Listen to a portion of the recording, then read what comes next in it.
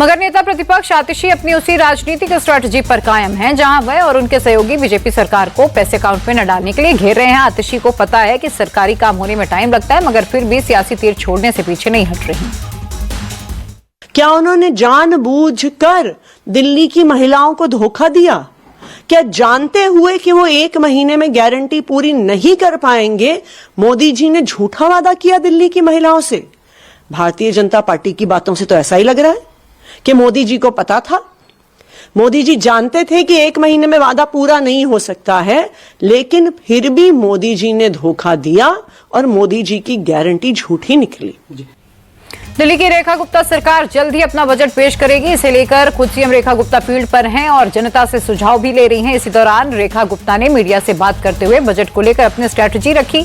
साथ ही पूर्व सीएम आतिशी के उस आरोप पर भी पलटवार किया, जहां वो बार बार 25 रुपए के वादे को पूरा न करने की बातें कह रही थी। हमारी नीति और नियत दोनों स्पष्ट है। काम करना है, काम कर रहे हैं और काम करते रहेंगे तो समस्याओं का समाधान भी होगा। हम टालने में विश्वास नहीं रखते, समस्या को टकराने में विश्वास रखते हैं। तो समस्या का समाधान भी करेंगे, उसका उपचार भी करेंगे। आतिशी के इन्हीं सवालों पर दिल्ली बीजेपी चीफ वीरेंद्र सचदेवा ने पलटवार किया और कहा कि आतिशी जी को सरकारी कामकाज की समझ होती तो वो इस तरीके की बयानबाजी नहीं करती। हमारी सरकार जनता के लिए करे गए सभी वादे पूरे करेगी।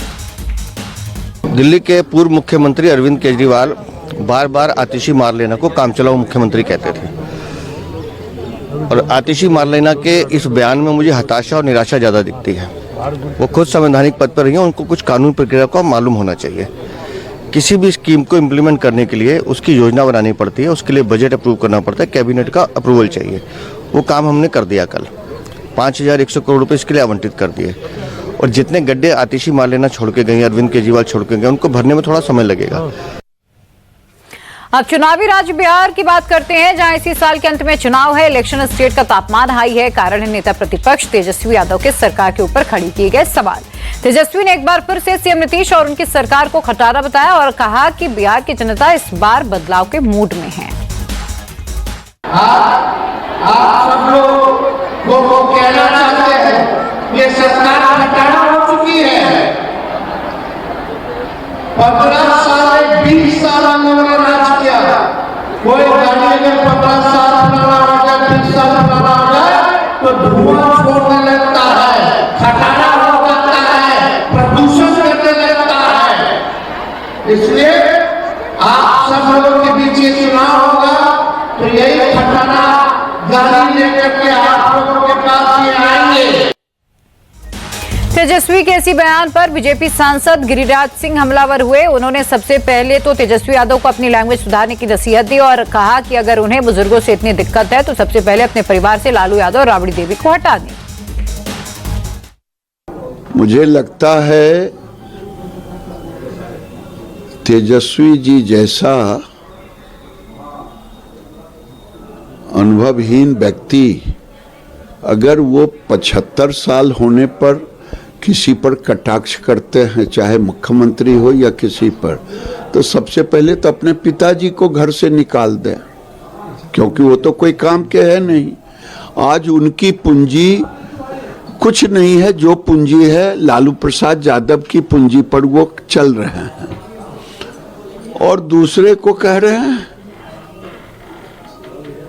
नीतीश कुमार तो आज भी जो दिन प्रतिदिन डिसीजन लेते हैं वो बिहार और बिहार के गरीब किसान मजदूरों के हित में ले रहे हैं।